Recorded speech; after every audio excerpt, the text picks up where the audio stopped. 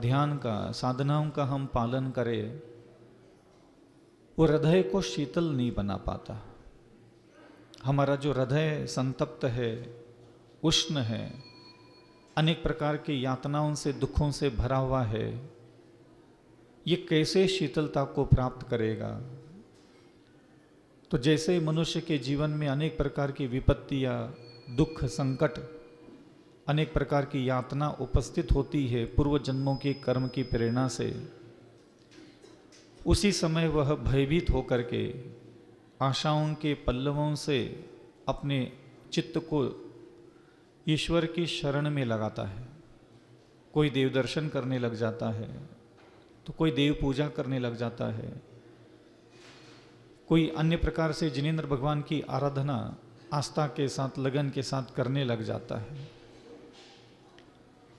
और वो चाहता यही है कि मेरे हृदय में, मेरी बुद्धि में, मेरे अंतःकरण में एक शांति, एक सुकून, एक समृद्धशाली जीवन मेरा बने। लेकिन ऐसा होना संभव नहीं हो पाता। ये सारी धार्मिक क्रियाएं, ये सारे धार्मिक कर्म पूर्ण रूप से फल क्यों नहीं दे पाती? क्या हमारी देव दर्शन में, देव पूजा में अथवा स्तोत्रों का पठन पाठन करने में, त्याग में, दान में कोई कमी है क्या? इसमें कभी कोई हम कमी नहीं रखते। नित्य निरंतर प्रातःकाल के समय हम जिनेंद्र भगवान के सामने उपस्थित होकर के करने की योग्य सारे कार्य हम कर ही लेते हैं। लेकिन जैसे ही हम पुनः अपने सारे परिवार के बीच में, कुटुंब में चले जाते हैं, वही हृदय, वही बुद्धि, वही विचार, वही मनोवृत्तियाँ, वही इंद्रियों का व्यापार, ये ऐसा इसलिए होता है कि एक जो क्रिया, एक जो भाव हमारे जीवन के किसी कोने में है ही नहीं, और वो है पश्चाताप का भाव। पश्चाताप सिर्फ पापों का नहीं किया जाता, पश्चाताप सिर्फ गलतियों का नहीं किया जाता, पश्चाताप सिर्फ बुरे कर्मों का नहीं किया जाता। खुशी से, आनंद से, इच्छा से, प्रसन्नता से, अच्छा लगता है, इसलिए भी कई सारे हमारे जीवन में काम हो जाते हैं।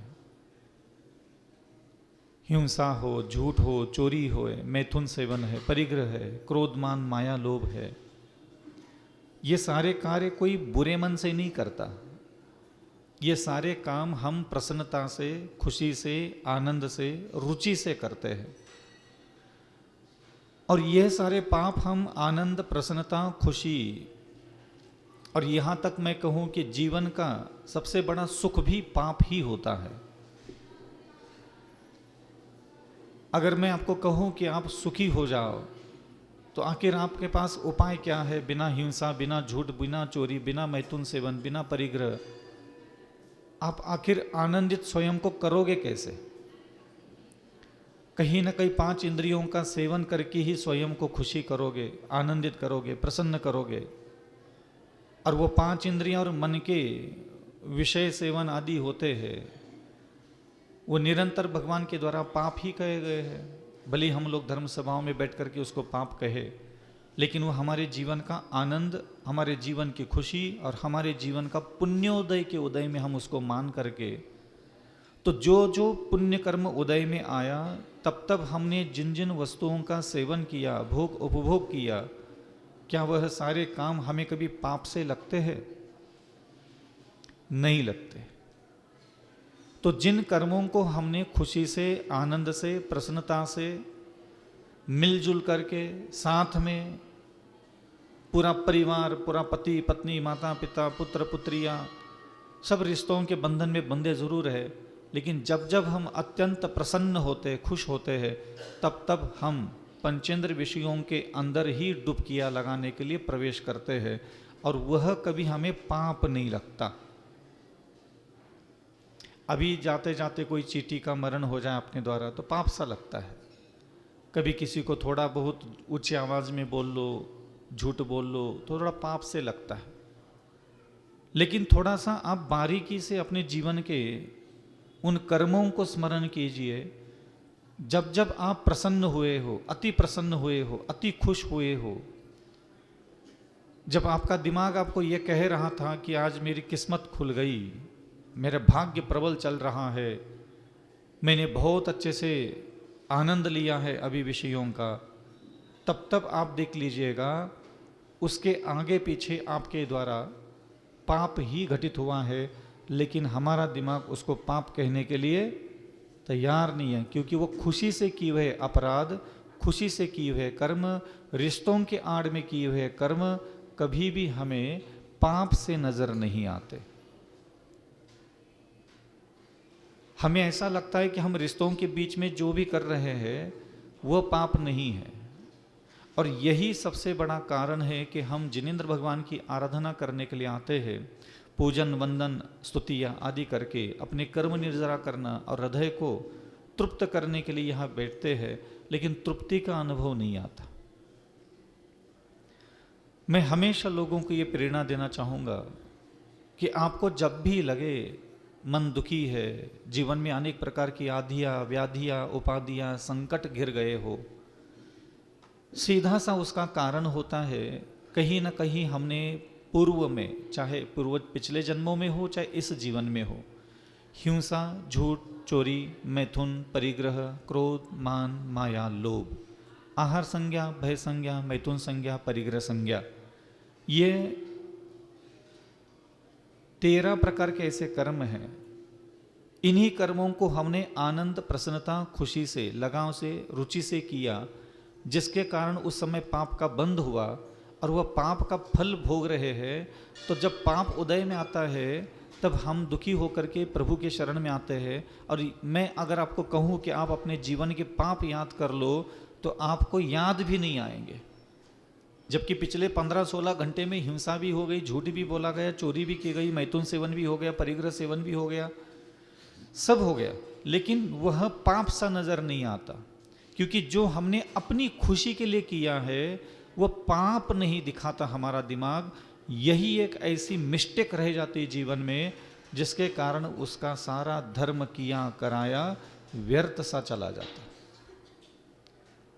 श्रावकों को हमेशा इस बात से सावधान रहना चाहिए कि भले ही वह 5 इंद्रिय विषयों का सेवन क्यों ना करे, भले ही वह अपने परिवार में, समाज में रहते हुए हल्का फुल्का कभी क्रोध, मान, माया, लोभ घटित भी क्यों ना हो, भले ही 5 अपराध जो हिंसा हो गई, झूठ बोला, चोरी की, मैथुन सेवन, परिग्रह सेवन किया गया, और भले ही क्रोध, मान, माया, लोभ हल्का फुल्का हो गया और उसमें आपने खुशियां भी क्यों न मनाई हो, तो भी वह पश्चाताप के योग्य होता है, क्योंकि यहाँ आपके मन के ऊपर और इंद्रियों के ऊपर नियंत्रण नहीं था, और आपने अपनी बुद्धि में ये शिक्षा नहीं दी थी कि इन पंचेंद्र विषयों का सेवन करना अपराध होता है, ऐसे आपकी बुद्धि मानती नहीं है। लेकिन वह सेवन तो हुआ है 5 इंद्रियों का, मन का, लेकिन वह रिश्तों के आड़ में, अपने परिवार में, अपने ही व्यक्तियों के साथ सारे अपराध होने के कारण वह हमें पाप से नजर नहीं आते।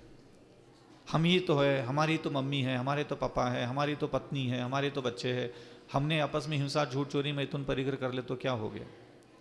तो इन सारे चीज़ों में हम लोग जो 5 अपराध करके बैठ जाते हैं और हमेशा भूल जाते हैं कि इसको पाप बोलना है। भोगे हुए प्रत्येक भोगों को हमारा दिमाग पाप नहीं बोलता। अब ऐसा क्यों है वो आप खुद ही खुद को पूछ लो कि 5 इंद्रियों का सेवन करने के बाद भी हमारा दिमाग उसको पाप नहीं बोलता। जितने भी महापुरुष हुए हैं, जितने भी दिव्य पुरुष हुए हैं, जितने ने भी अपनी आत्मा को अनेक प्रकार के वैभवों से संपन्न बनाया, समृद्धशाली बनाया है, वो हमेशा सबसे पहला जो भाव उत्पन्न होता है किसी भी तीर्थंकर के जीवन में, जब उनको वैराग्य की भाव प्रकट होने लग जाता है, उस वैराग्य के भाव के पहले जो भाव उत्पन्न होता है वह है पश्चाताप का भाव। बिना पश्चाताप के भाव के ना कभी तीर्थंकरों को संन्यास लेने की तक इच्छा नहीं होती। वो घर में बैठ करके वही नीलांजना का नाच देख रहे होते। उनको नाना प्रकार के संगीत, वाद्य यंत्र, हाव भाव, भोजन, वस्त्र, श्रृंगार, इन्हीं चीज़ों के द्वारा मनोरंजन प्राप्त कर रहे होते हैं। और देवताओं को तक सोचने के लिए मजबूर करना पड़ता है, अथवा होते थे देवता लोग, कि हम जा करके इनको क्या ऐसा व्यवहार करें कि ये जो कर रहे हैं इनको खुद को ही पहले बुरा लगने लग जाए। जो अभी हम मन की खुशी, क्या आदिनाथ कुमार वहां सिंहासन पर बैठ करके क्या मन की खुशी, 5 इंद्रियों की खुशी के लिए काम नहीं कर रहे थे? तो सबसे पहले खंडित करने के योग्य क्या है? तो धर्म पहले अगर आप करोगे सीधा सीधा, वो आपको संतुष्टि नहीं दे पाता।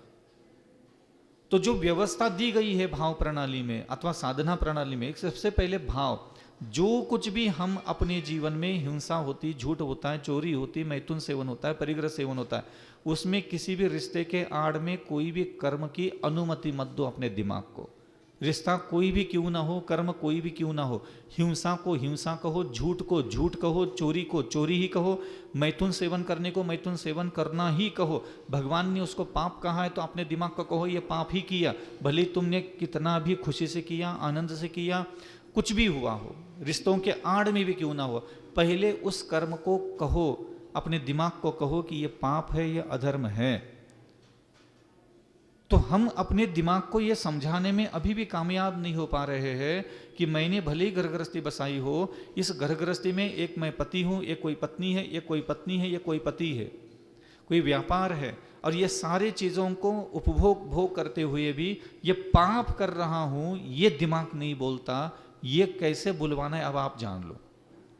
है तो ये सब पाप, चाहे उसको कोई भी व्यक्ति करे, चाहे आपके साथ फेरे भी क्यों ना पड़े हो, चाहे अपनी दुकान आपके नाम पे रजिस्ट्री भी क्यों ना हुई हो, चाहे जमीन जायदाद मालिकाना हक भी आपके क्यों ना पड़ा हो, चाहे आप कितनी भी धरती पर पैदल चलते हैं, कितनी भी मनुष्यों से वार्तालाप करते हैं, आपके जीवन में ये 5 पापों को पाप मानने की विद्या जब तक भाव प्रकट नहीं होंगे, तब तक आपका हृदय कभी भी जिनेंद्र भगवान के पास तक नहीं पहुंच पाता।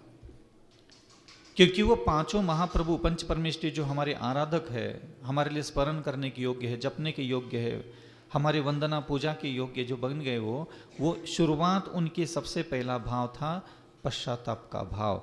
हमारे मन वचन के द्वारा जो कुछ भी हिंसा, झूठ, चोरी, मैथुन, परिग्रह, क्रोध, मान, माया, लोभ, आहार, भय, मैथुन, परिग्रह संज्ञा हुआ है, वो सब अपराध की श्रेणी में ही है। लेकिन दिमाग क्या कहता है? घर गृहस्थी है। बात यहाँ गृहस्थी की नहीं चल रही है। मैं जानता हूं, प्रभु जानते हैं कि आप गृहस्थ में रहते हो, प्रभु जानते हैं कि आप 5 इंद्रियों का सेवन करते हो, प्रभु जानते हैं कि आपके मन का आनंद के लिए आप वहां बैठे हो, और प्रभु चाहते भी कि ठीक है, आपको अगर लगता है कि 5 इंद्रियां और मन का आनंद लेना है तो भगवान कहते हैं ले लो, वो भी सभ्य तरीके से हो, धर्म के रीति रिवाज के अनुसार हो। लेकिन 24 घंटे में कम से कम 3 बार, 2 बार तो श्रावकों को आदेश दिया गया है प्रतिक्रमण करने का। प्रत्येक श्रावक का कर्म था ये प्रतिक्रमण करना, किसी व्रतियों का नहीं कि कोई व्रत लिया, कोई ब्रह्मचर्य व्रत ले लिया हो, कोई आर्यिका माता बनी तो ही प्रतिक्रमण करना है, नहीं। जिनेंद्र भगवान ने हमें हमारी पहचान दी है कि मैं एक आत्मा हूं, मैं गृहस्थ हूं। यह आपकी पहली पहचान नहीं है।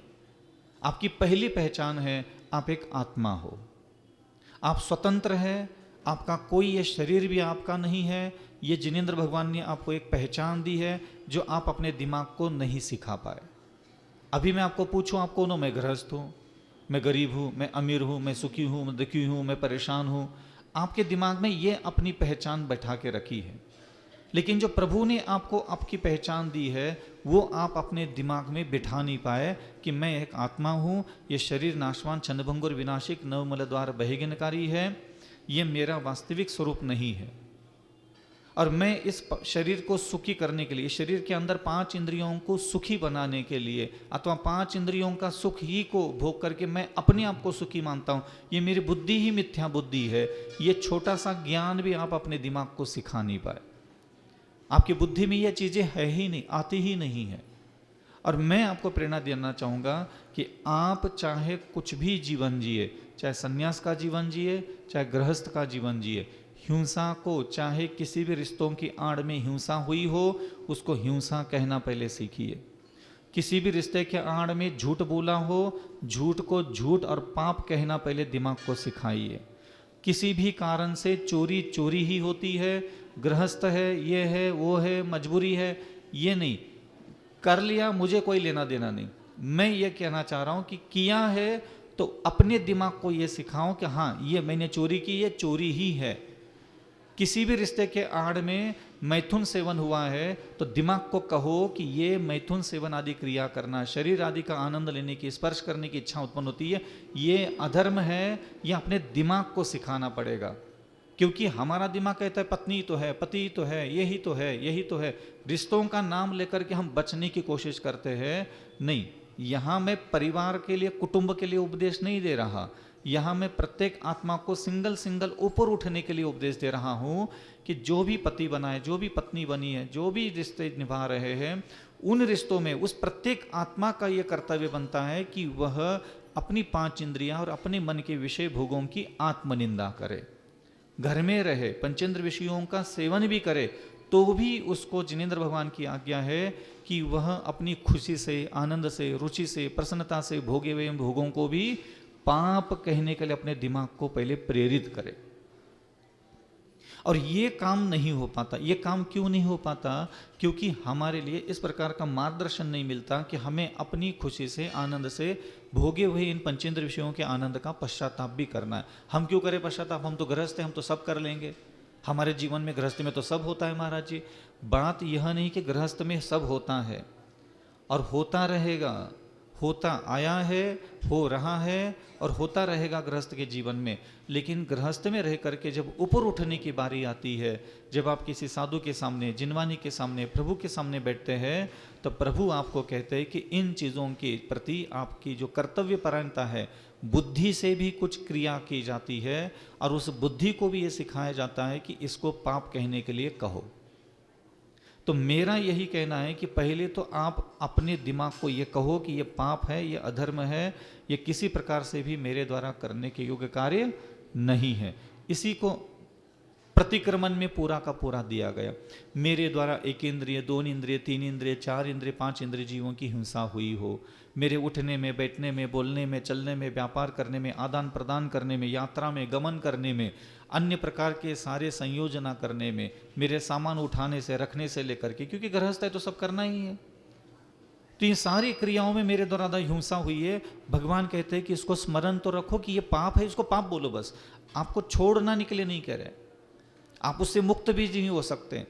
तो महाराज जी, जब उस पाप से हम मुक्त नहीं हो सकते, उस पाप को हम छोड़ नहीं सकते, दोबारा कल सुबह फिर से करना है सारे काम, फिर हम पश्चाताप क्यों करें? क्योंकि पश्चाताप एक ऐसी अग्नि है जो आपके द्वारा कितनी भी 5 इंद्रिय और कितनी भी मन के द्वारा अपराध हुए हो, कितनी भी पाप हुए हो, कितनी भी प्रकार से क्रियाकर्म उल्टे फुलटे भी क्यों ना हुए हो, एक पश्चाताप का भाव ही ऐसा भाव है जो समूल कर्मों को नष्ट कर देता है। हृदय की शुद्धि, बुद्धि की शुद्धि, विचारों की शुद्धि क्यों नहीं हम महसूस कर पा रहे?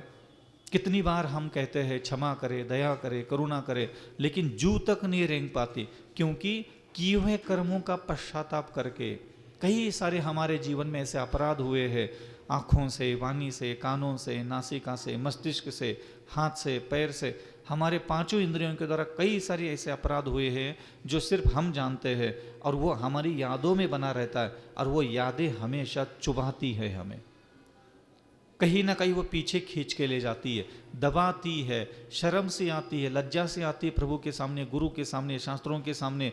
कोई भी बहुत बड़ा सत्कर्म करने के लिए हम लोग तैयार नहीं हो पाते, अंदर से आत्मा वो कचोटती है। उसका कारण क्या?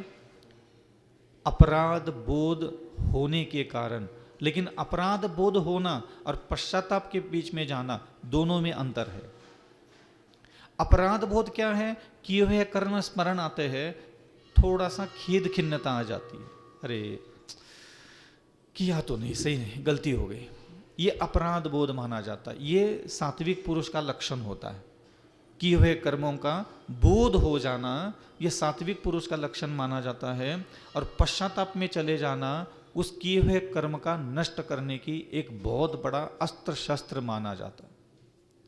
कोई भी व्यक्ति कभी सोचता नहीं कि चलो आज मुझे प्रभु के सामने बैठ करके बहुत सारी चीज़ों का पश्चाताप करना है।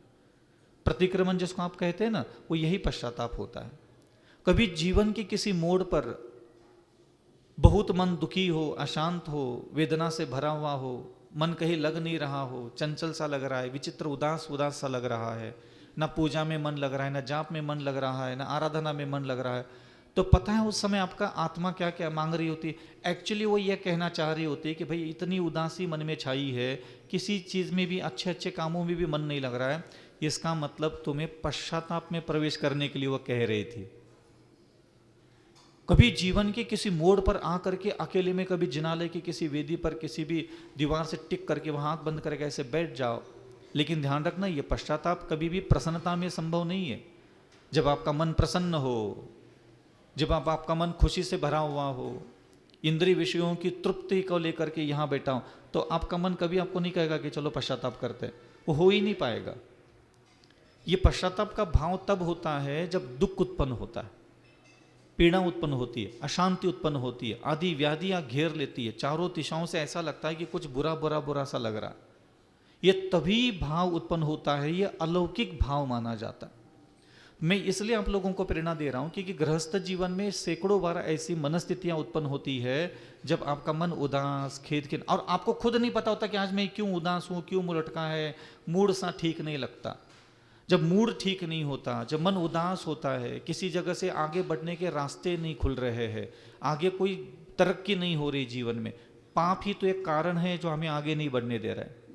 तो पाप के बड़े बड़े दीवार तोड़ने के लिए पश्चाताप की अग्नि काम में लेना चाहिए। आप लोग अभी मंत्र, स्तोत्र, स्तुतिया, पठन पाठन, वंदना, तीर्थ वंदना, अन्य प्रकार की अर्चना साधना करके अपने उन कर्मों के पहाड़ों को दूर करने की कोशिश करते हैं, लेकिन उनके द्वारा कितने कर्म विनाश हो पा रहे हैं ये आप खुद अनुभव कर रहे हैं। लेकिन बड़े बड़े कर्म के पहाड़ों के पहाड़ अगर ढह गए हैं महापुरुषों के, आपको क्या लगता है कोई एक देवता आ गया, उसने नीलांजना नचवाई, नीलांजना मर गई और वो लाला सीधा उठ करके दीक्षा ले लिया? ऐसा होता है क्या? कोई भी व्यक्ति मोक्ष सीधा सीधा नहीं जाना चाहता जब तक किए कराए कर्मों की लज्जा सी ना आ जाए।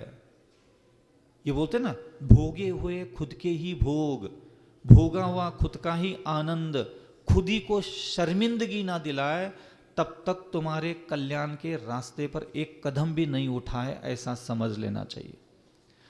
चाहे किसी भी रिश्तों के आड़ में हुआ हो, हिंसा को हिंसा, झूठ को झूठ, चोरी को चोरी, मैथुन को मैथुन, परिग्रह को परिग्रह, क्रोध को क्रोध, मान को मान। फिर तुम ये नहीं कह सकते कि मैंने क्रोध जरूरी था इसलिए किया ना, यहाँ जरूरी था इसलिए किया, सही था इसलिए किया। बात जरूरी था, सही था इसकी है ही नहीं।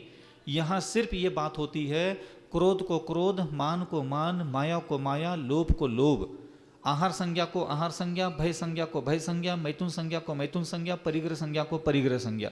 ये कर्म हुए हैं, किए हैं, चाहे खुशी से किए हो, बिना खुशी से किए हो, मन मार के किए हो, बहक करके किए हो, भ्रमित होकर के किए हो, विक्षिप्त होकर के किए हो, अज्ञानता में किए हो।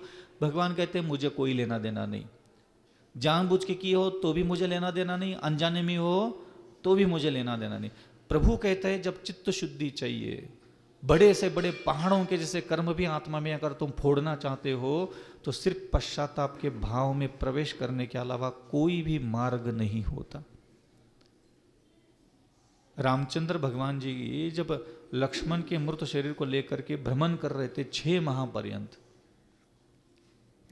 हजारों लाखों देवता आकर के उनको समझाने की कोशिश कर रहे थे, उनको ये जताने की कोशिश करा रहे थे कि तुम जो कर्म कर रहे हो उसका तुम्हें पश्चाताप हो जाए।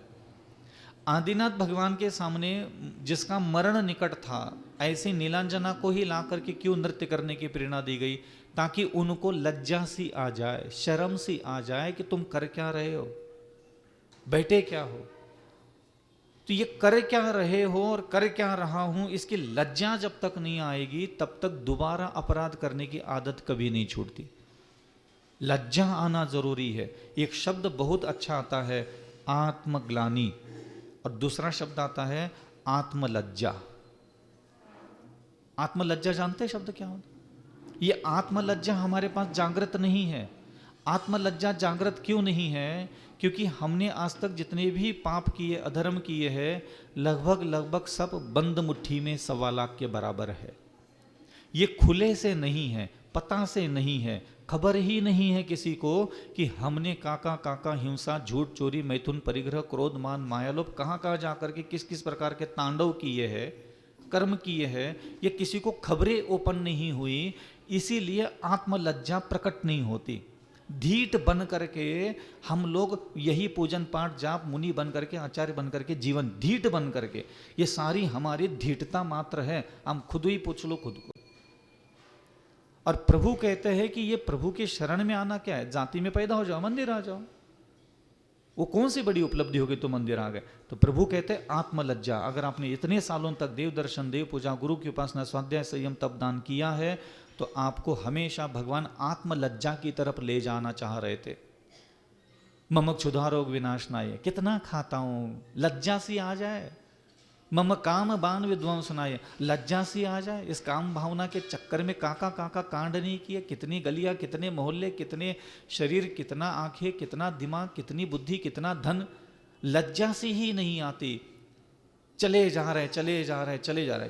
हक, मेरा हक है, हम गृहस्थ है, हम नहीं भोगेंगे तो कौन भोगेगा, मैं तो भोगूंगा, मैं तो सब करूंगा, मुझे अच्छा लगता है। क्यों? लाइसेंस निकाल के बैठे हैं। गृहस्थ मान लिया खुद को और ऐसा ही विचारधारा लेकर के बैठ गए। लेकिन प्रभु कहते हैं ना तुम गृहस्थ हो ना तुम मुनि हो, तुम सिर्फ एक संसारी आत्मा हो। और जो भी आत्मा है अपनी आप को ऊपर उठाना चाहता है वह आत्मलज्जा का भाव जागृत करे।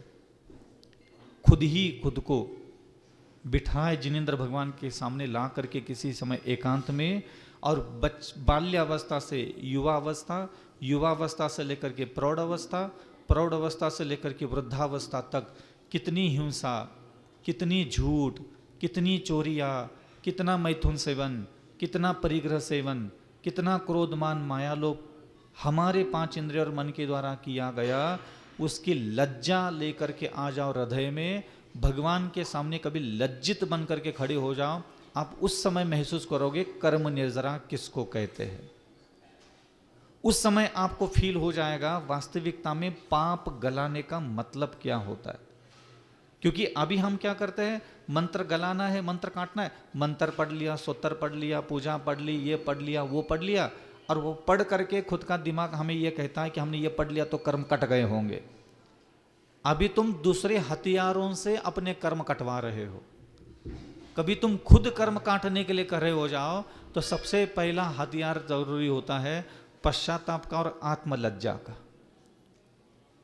और ये पश्चाताप और आत्मलज्जा दोनों ही हमारे जीवन की साधना का अंग नहीं है। अगर हर महीने में, हर 6 महीने में, हर 1 साल में, वैसे तो प्रभु ने दिन में 2 बार कहा है, लेकिन थोड़ा सा हम क्या है, बड़े धीट आदमी है। हम दुनिया भर के सारे कर्म करने को जरूरी समझते हैं, आवश्यक समझते हैं, घर गृहस्थी में है, करना पड़ता है महाराज, छूटता कहाँ है महाराज, इसके बिना थोड़ी ना होता है। ऐसा ऐसा बोल करके हम धीट बनते चले जाते हैं, और जो करने के योग्य भाव था उस भाव से हम दूरियां बना के रखे।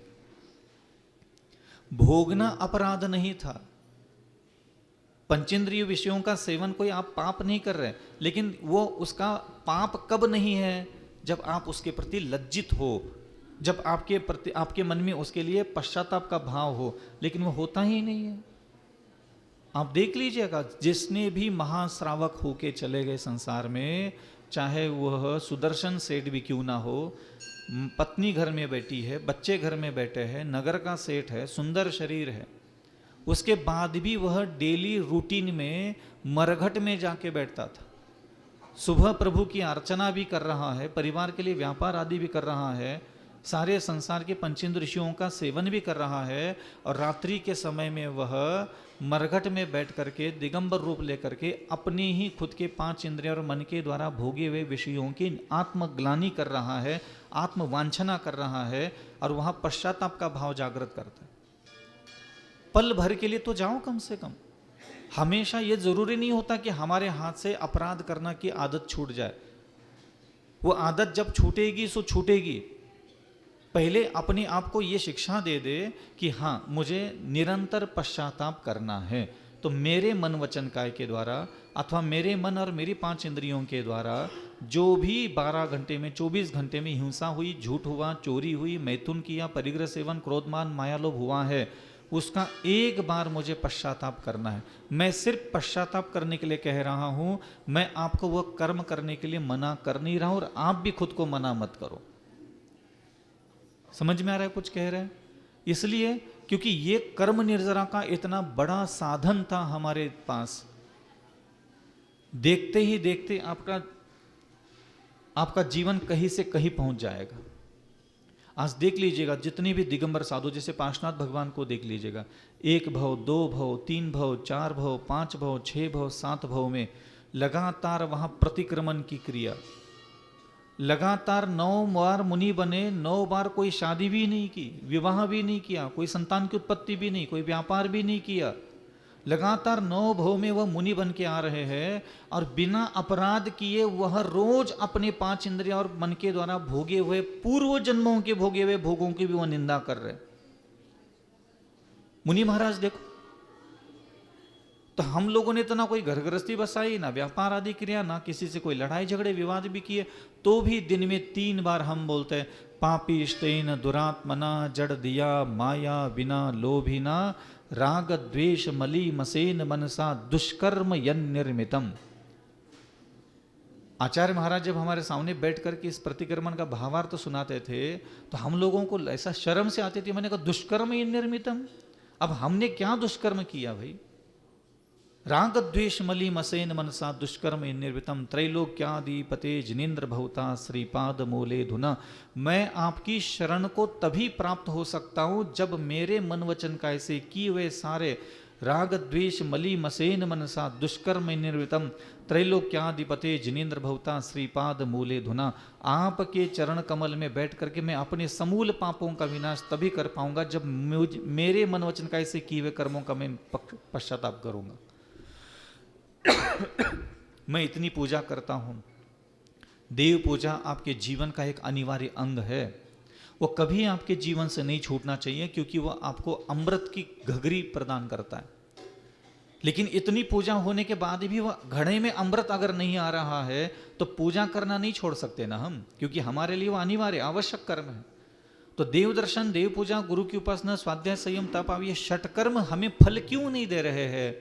उसके पीछे का मूल कारण होता है गृहस्थ धर्म तो निभाया, गृहस्थ के योग्य 5 इंद्रिय और मन की वस्तुओं का सेवन तो किया, लेकिन पलट करके सम्यक ज्ञान उत्पन्न नहीं हुआ, जिसके कारण हम उसके पश्चाताप और आत्मनिंदा नहीं कर पाते, जिसके कारण वह पूजा पाठ का जो आश्रव जितनी मात्रा में पुण्य का हमारे पास होना चाहिए था वो प्रवेश नहीं कर पाते।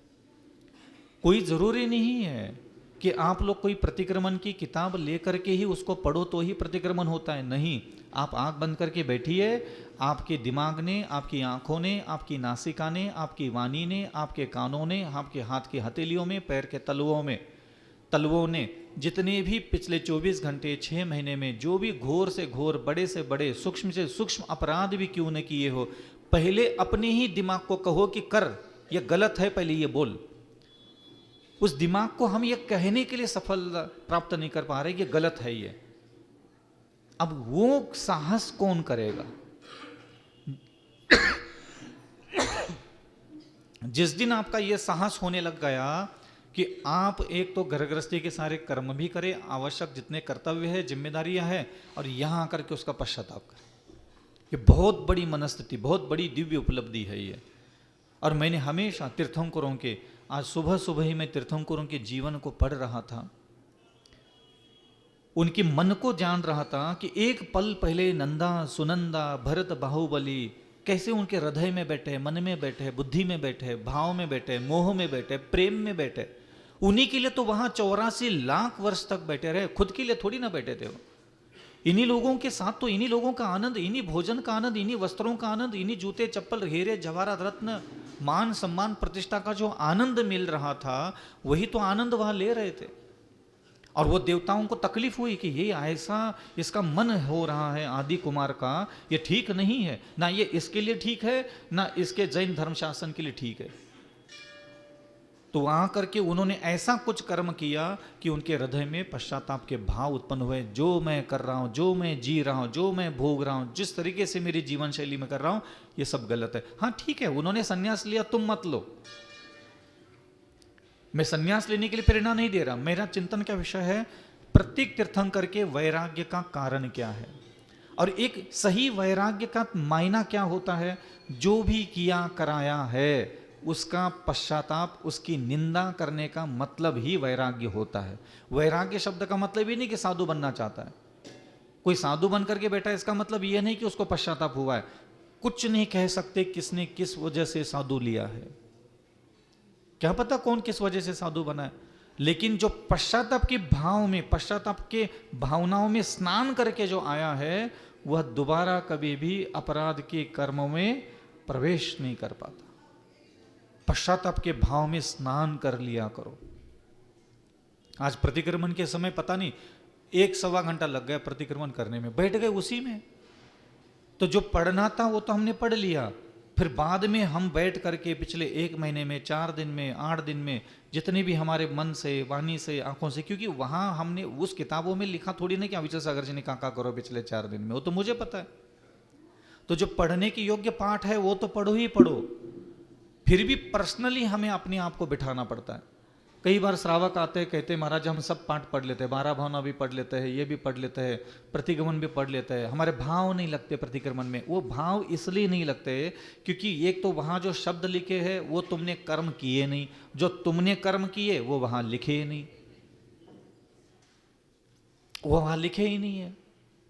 तो इसलिए पश्चाताप की भावना महत्वपूर्ण होने के बाद, अगर वो नहीं होती तो आचार्यों ने प्रत्येक श्रावक को, बिना व्रत के श्रावक को भी 2 बार प्रतिक्रमण करना, 1 बार सामायिक करना, देव दर्शन पूजा आदि क्रिया अनिवार्य कहा है। आप अगर श्वेतांबर संप्रदाय में जाओगे, गृहस्थों को देव पूजा तो एक बार वो छूट जाए तो छूट जाती है उनकी, छूटना तो वैसे भी नहीं चाहिए उनकी भी, लेकिन वह प्रतिक्रमण करना कभी नहीं छोड़ते। आपको पता है ये बात? श्वेतांबर संप्रदाय में अगर आप कभी किसी से मिलोगे, उनके यहाँ प्रतिक्रमण को सबसे ज्यादा महत्व दिया जाता है, क्योंकि उससे उनके पूर्व जन्मों के इस जीवन के सारे कर्मों का विनाश होने का सबसे महा अस्त्र है ये। अब देख लेना उनकी जीवन शैली, उनका धन वैभव संपदा कैसे बढ़ती चली जाती। नुक्कड़ की दुकान भी खोल के बैठ जाए लाला कोई श्वेतांबर का, 10-15 साल में वो कहीं का कहीं पहुंच जाता है। क्यों? देखो सारा खेल तो पाप और पुण्य का ही है संसार में। और पाप जैसे बोलते हैं ना, अपन लोग कभी लकड़ी काटने के लिए बैठते हैं तो कोई एक हथियार ले लेते हैं और लकड़ी काटने लग जाते हैं। तो 10 मिनट तक हथियार चला यार, उसको लगा कि यार ये तो लकड़ी कट ही नहीं रही इस हथियार से, तो आप क्या करोगे? उसी हथियार से फिर 10 घंटे बैठोगे क्या? वह नहीं ना, आप हथियार बदलोगे। अरे यार लगता है ये बोतरा हो गया है, धार कमजोर लग रही है, थोड़ा अस्त्र शस्त्र बदल लेते हैं और जल्दी लकड़ी काट देते हैं। इसी प्रकार आपको भी चाहिए। जिनेंद्र भगवान ने देव दर्शन, देव पूजा, गुरु की उपासना, स्वाध्याय, संयम, तप और दान, ये गृहस्थों के कर्म निजरा के लिए, कर्म विनाश के लिए साधना बताई। लेकिन अगर आपको लगता है कि मैं सब कर रहा हूं लेकिन मेरे कर्म नहीं कट रहे, मेरे दिन नहीं बदल रहे, तो आपको चाहिए दूसरे हथियार लेके आओ। सब भगवान का कहा हुआ ही है, कोई हम अपने घर से तो साधना बता नहीं रहे आपको। तो आपको तुरंत ही ऐसा विस्फोटक साधना अपने जीवन में लाना चाहिए कि जिसके द्वारा आपके सारे अशुभ कर्म विनाश होकर के आपके जीवन में एक मांगल्य, सौहार्द और खुशी और अन्य प्रकार के सारे जो आप चाहते हैं जीवन कहाँ पहुँचे वो पहुँच जाए वहाँ तक। क्योंकि आपका जीवन समृद्धशाली होगा तभी जिनबिंब, जिनालय, दिगंबर साधु, ये सारे संसार के अनाथालय, वृद्धाश्रम, ये सारे संसार में जितने भी लोग पीड़ित लोग सुख पाते हैं वो आप लोगों के धनवान बनने की वजह से ही सुख पाते हैं। आप लोगों का सफल होना ज़्यादा जरूरी है, क्योंकि आप लोग जितने सफल, जितने सक्षम, जितने मांगल्य और सौहार्द से जितना आपका जीवन भरा होगा, उतने ही आचार्य परमेष्टि, उपाध्याय परमेष्टि, साधु परमेष्टि को समय पर आहार मिलेगा, समय पर औषधि मिलेगी, समय पर सेवा मिलेगी, समय पर उनका रत्नत्रय पलेगा, समय पर उनके रत्नत्रय पालन करने से उनकी मुक्ति संभव है। ये संसार में जितनी भी सिद्धालय पर सिद्ध भगवान बैठे हैं वो कोई अकेले अकेले नहीं गए। इन गृहस्थों के द्वारा उनको समय पर अन्न दिया गया, औषधि दी गई, विहार करवाया गया, जिनालय निर्माण किए, जिनबिंब निर्माण किए गए, धर्मशालाओं का निर्माण किया गया, संतशालाओं का निर्माण किया गया, जिसके कारण ये रत्नत्रय की साधना उनकी निष्कंटक रूप से पूरी हुई और वो अपने कर्म काटने में सक्षम हो गए। तो ऐसा नहीं कि सिर्फ कर्म काटा जाता है, सिर्फ मोक्ष के लिए काटा जाता है। कभी कभी बाहिरंग लक्ष्मी और अंतरंग लक्ष्मी दोनों प्रकार की लक्ष्मी की तरफ हमारा ध्यान होना चाहिए। आपके जीवन में बहिरंग लक्ष्मी भी होना जरूरी है और अंतरंग लक्ष्मी भी होना जरूरी है। और ये तब होता है जब आपको जिनेंद्र भगवान के मुख से निकले हुए प्रत्येक शब्द का ताकत पता होना चाहिए। पश्चाताप का भाव एक बहुत बड़ा भाव होता है और मैं आप लोगों से यही प्रेरणा करूंगा, आप सुबह दोपहर शाम के समय जब आपका मन उदास हो, खिन्न हो, मन किसी भी तरीके से किसी भी वजह से दुखी हो, परेशान अशांत हो, सबसे पहले आपको मंत्र नहीं, आपको पश्चाताप में जाने की इच्छा होना चाहिए। आज के बाद बहुत बड़ी भावना, आप एक बार पश्चाताप करके तो देख लो। एक बार आप अपनी इंद्रियों के द्वारा जितनी भी भोग भोगे उसकी ग्लानि करके तो देख लो। आपको उसी समय ऐसा लगेगा, मन इतना शांत सरल हो जाएगा जैसे अपन के अपना किया कराया खुद ही मिटा करके बैठ गए। चेहरे पे अलग से रौनक आ जाती है, कांति, तेज, हष्टता पुष्टता, शरीर में स्वस्थता दिखने लग जाती है। क्यों? कई सारे मन के ऊपर बोझ लेके चल रहे हैं लेकिन दिखता नहीं है, बोल नहीं सकते, कह ही नहीं सकते, माँ को नहीं बता सकते, पिता को नहीं बता सकते, पति को नहीं बता सकते, पत्नी को नहीं बता सकते, गुरु के सामने नहीं बोल सकते। ऐसे लज्जित करने वाले कर्म हमारे हाथ से हो जाते हैं। अब हम करें तो क्या करें? बरसों से उन सारे अपराध की यादों को ढो रहे हैं हम, और वो यादें हमें इतना तड़पाती, इतना तकलीफ देती है। लोग कहते हैं महाराज जी मंत्र में मन नहीं लगता, इधर जाता है उधर जाता है। अरे कहाँ जाता है? जहां जहां तुमने गलती की या तो वहां जाता है, या तुम जहां गलती करने वाले होते हो वहां जाता है। जहां तुम भोग भोगने वाले हो वहां जाएगा, या फिर जहां तुम गलत तरीके से भोग भोग चुके हो वहां जाएगा। कहीं जाता है वो, कहीं नहीं जाता, इधर ही जाता है। क्या काम है हम लोगों का?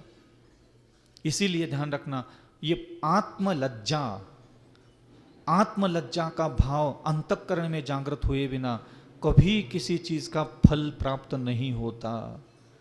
आप सोचिए ना, आपने जो भी किया, गलती हुई, बुद्धिपूर्वक हुआ, बहक गए, भ्रमित हो गए, मिस्टेक हो गई, सब मान लूंगा, सब क्षमा कर लूंगा, लेकिन आप बताओ उसका बोझ लेकर के मंत्र पढ़ोगे तो मंत्र की शक्ति आएगी क्या?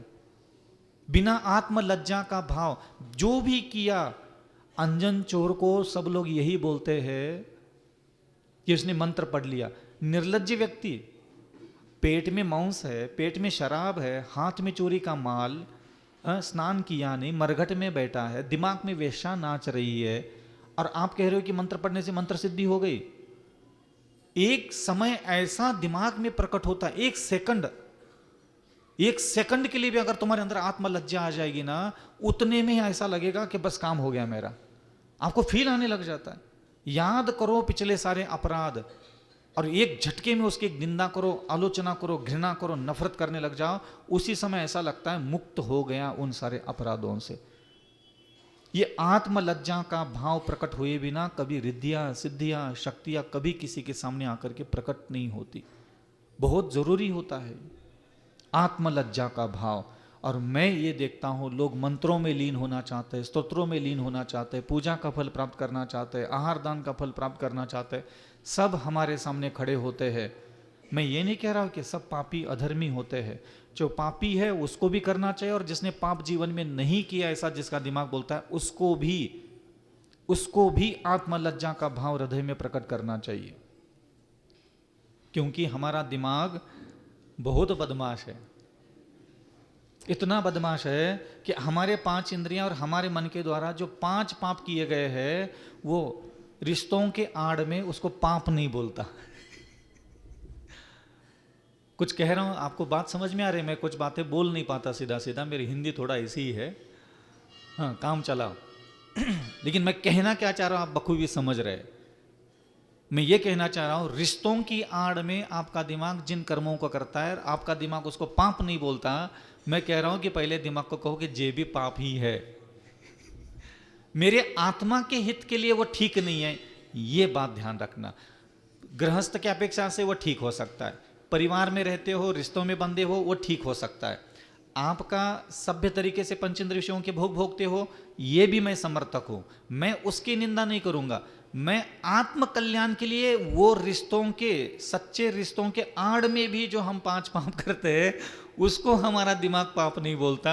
वो बुलवाने के लिए मैं आज प्रेरणा दे रहा हूं कि आपको उसकी भी लज्जा आना चाहिए।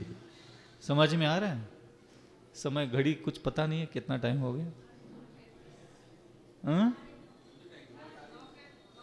हाँ 9:36 हो गए, 1 घंटा तो हो ही गया लगभग। हाँ, इसलिए ध्यान रखना, गृहस्थ जीवन में रहे, अपनी आस्था, अपनी विनय, अपनी नम्रता, अपनी प्रभु भक्ति को निरंतर अपने जिनालय में आकर के प्रकट कीजिए। लेकिन जब मन उदास हो, नैराश्य से भरा हुआ हो, जीवन में आगे बढ़ने का जिस दिन सोचोगे, उस दिन तुम्हारे पास सिर्फ एक चीज होना चाहिए, आत्मलज्जा, आत्मग्लानि, अपने 5 इंद्रियां और मन के द्वारा किए हुए प्रत्येक, चाहे वो खुशी से क्यों ना भोगे गए हो, अनुमति से भी क्यों ना किए हो, चाहे उसको जिनेंद्र भगवान भी आशीर्वाद क्यों ना, जाओ भैया मंगल विवाह कर लो, वो भी हमें पाप नजर आने लगना चाहिए।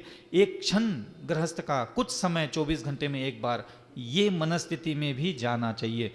क्योंकि हम सिर्फ गृहस्थ है यही सत्य नहीं है, हम एक आत्मा है, ये भी सत्य है। उस आत्मा के हित के लिए ये चीजें जहर थी, ये बात तो मान लोगे ना? भले आप गृहस्थ है, भले आप अपने मन और 5 इंद्रियों का आनंद ले रहे, सभ्य तरीके से ले रहे, उसमें कोई खोटापन नहीं है, लेकिन उस आत्म तत्व के लिए वो भी जहर का काम करता है। और कहीं ऐसा ना हो जाए कि हमने जो रिश्ते बनाए, हमने जो व्यापार किया, हम जो जरूरी समझते हैं पंचेंद्र विषयों का सेवन करना, उसी में आत्मा में, उसी के द्वारा आत्मा में इतने पाप इकट्ठा होकर के हमें कहीं दरिद्री ना बना पा रहे हो। ये आज आपके जीवन में जो विपत्ति आ रही, वो आ कहां से रही है? कहीं ना कहीं 5 इंद्रिय और मन के द्वारा जो भी हिंसा, झूठ, चोरी होती, उसी से आएंगे।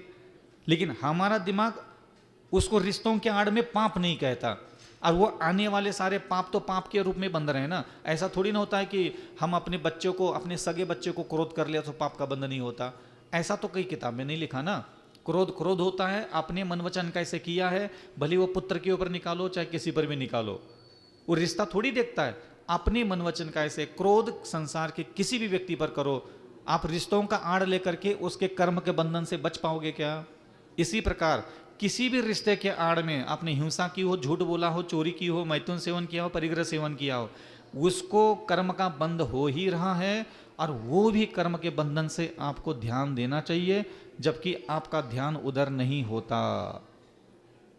सही है कि नहीं है? हाँ, और ये सबसे ज्यादा पाप इकट्ठा करने का कारण बनता है। लेकिन हमें ऐसा लगता है, आपके हाथ से हिंसा कब हुई हो? अब आपको 6 महीने पहले तक कभी चिड़िया, कोई चिड़िया, कोई मरी हुई याद करना पड़ता है। मेरे हाथ से कब हिंसा हुई थी मुझे याद नहीं आ रहा है। आपको याद आ रहा है? जबकि आप हर पल हिंसा में ही हैं। लेकिन हिंसा याद करो ऐसा कहते ही, कब चिट्ठी मर गई थी, बहुत दिन हो गए, बहुत साल हो गए, कभी कुछ हुआ ही नहीं। कब हुई थी हिंसा? मैंने तो की ही नहीं।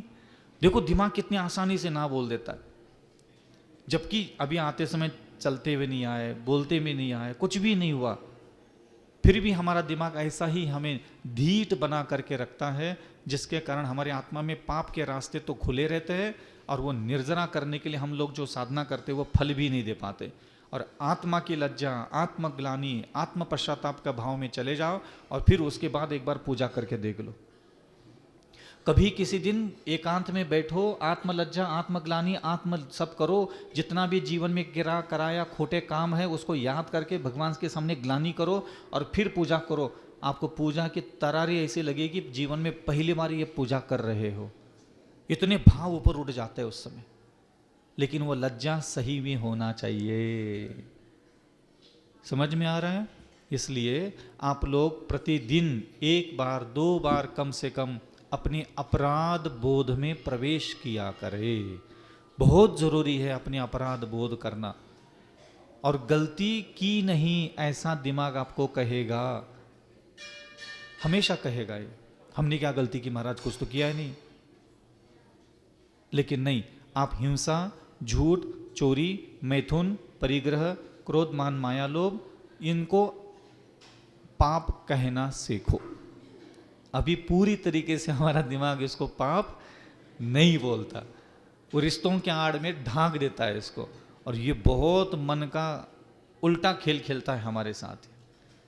तो इस मन की सारी गुलाटी मारने की आदतों से बचो और जिनेंद्र भगवान की वाणी की तरफ ध्यान दो। सब आपके लिए है।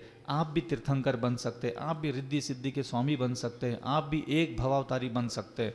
जरूरी नहीं कि मैं आज यहाँ मुनि बन करके बैठा हूँ इसलिए मैं ही बनूंगा ना, आप लोग भी बन सकते हो। लेकिन आपको साधना विधि पता होना चाहिए, आपको करना क्या है, क्योंकि सारे साधना सिर्फ हाथ पैर और शरीर से नहीं किए जाते, कुछ साधना बुद्धि से भी की जाती है। जो बुद्धि से करने की योग्य साधना है वो सबसे पहली साधना यही है। देखो तीर्थंकर को, आदिनाथ प्रभु आदि कुमार जी को तो नीलांजना का मरण दिख गया तो पश्चाताप हो गया, ग्लानि हो गई भोगों की, तभी जाकर के वैराग्य हो गया, संन्यास ले लिया। बाकी की तीर्थंकरों किसी ने बाल सफ़ेद देख लिए, किसी ने बिखरे हुए बादल देख लिए, किसी ने बिजली कौंद देख ली, और उनको अपने ही भोग बेकार से लगने लगे। और वही एक भाव ऐसा है जिसमें कर्म नष्ट सबसे ज्यादा होते। बिना पश्चाताप